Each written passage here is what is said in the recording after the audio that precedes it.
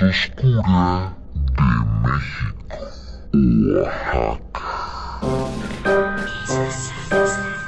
Se acerca el Día de Muertos, una fecha muy importante para los mexicanos, ya que según nuestras creencias, las almas de nuestros familiares regresan a visitarnos. Ahora bien, aunque nuestra tradición es muy diferente a Halloween, donde todo es miedo y terror, según los ancianos, en estas fechas de muertos, se abre un portal al más allá, y por eso hay que tener cuidado y mucho respeto, porque hay cosas que no somos capaces de entender.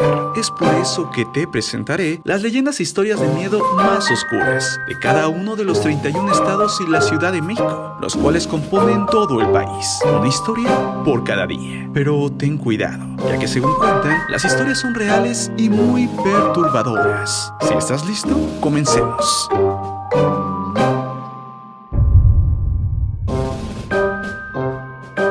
Hace algunos años, en la ciudad de Oaxaca, al sur de México, sucedió algo tan oscuro y perturbador, que por más que ha pasado el tiempo, nadie ha podido olvidar. En esa época, no existía alumbrado público, ni tampoco luz en las casas. Es así que todas las noches eran terriblemente oscuras. Por eso, cuando la tarde caía, las familias de la ciudad y los barrios se refugiaban en la seguridad de sus hogares, por miedo a los maleantes, que solían aprovechar la completa oscuridad para cometer sus crímenes, o cuidado de los borrachos, los cuales a esa hora regresaban a sus hogares y que luego buscaban problemas.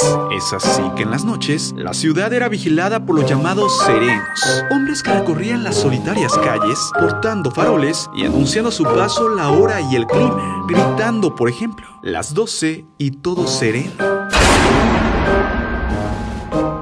Los serenos eran considerados hombres valientes, los cuales estaban dispuestos a dar su vida por los demás. Ahora bien, cerca del centro de la ciudad se localizaba una iglesia y convento dedicado a la Virgen de la Soledad, el cual siempre ha sido visitado por cientos de fieles todos los días. Es así que ahí también era el lugar en que muchos serenos empezaban su travesía, ya que primero pasaban a ver a la Virgen y luego de esto comenzaban su trabajo. El suceso terrible y trágico ocurriría una noche de diciembre, la cual fue extremadamente fría, oscura y silenciosa.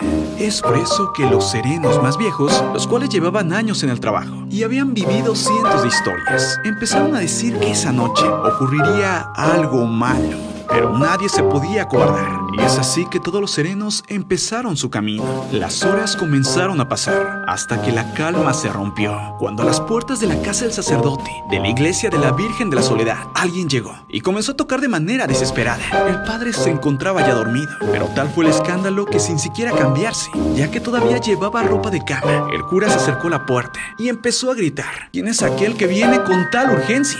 A esto una voz le contestó: por favor, padre, ayúdeme, acaba de ocurrir algo terrible y por eso es que vine a molestarlo. Perdóneme. El sacerdote decidió abrir la pequeña ventana que conectaba a la calle. Es así que pudo observar a un hombre, quien al verlo comenzó a decirle: padre, acaban de herir de muerte a un sereno. Está en sus últimos momentos y él necesita que usted lo confiese por última vez y le dé la extrema unción. El padre ya era un hombre mayor y sabía que eso era algo muy común, ya que por las noches las desgracias siempre aumentan.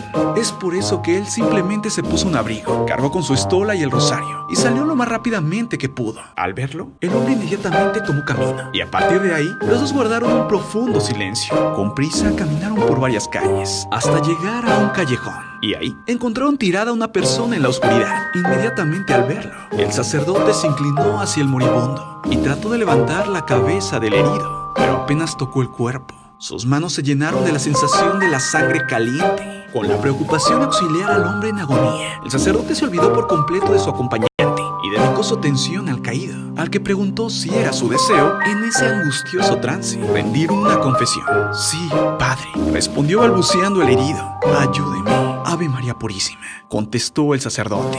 Fue necesario que el cura se inclinara hasta pegar casi su oreja a la boca del moribundo para escuchar la confesión de sus pecados, entrecortada por la dificultad de hablar y la respiración forzada. Cada vez se hacía más difícil la confesión, la cual fue larga y angustiante, pero apenas concluyó esta, el sereno exhaló el último aliento y murió. Al darse cuenta de esto, el sacerdote hizo un pequeño rito, el cual era la costumbre cuando alguien fallecía, y al terminarlo, empezó a buscar al hombre que lo había llevado ahí. Solo entonces el sacerdote se dio cuenta que se encontraba solo con el muerto en el callejón y que su acompañante se había marchado. Intentó en vano encontrarlo en las sombras, pero ni un alma se veía en el callejón. De pronto, en el fondo de la oscura calle, le pareció ver un destello que fue creciendo poco a poco. Era otro sereno que pasaba por el lugar. El cura al verlo lo llamó. Y entonces ese sereno se acercó. Cuando por fin llegó donde el sacerdote y el muerto se encontraban, al iluminar el lugar con la farola, el cura no pudo creer lo que vio y empezó a decir: no puede ser, es él, es él. ¿Quién?, preguntó el sereno que acababa de llegar. Es él, el que me fue a ver a la iglesia para pedirme que socorriera al herido con la confesión. Es él, el muerto, el muerto. Y es que el hombre que lo había ido a buscar y lo había llevado ahí era el mismo que él había confesado y que acababa de morir.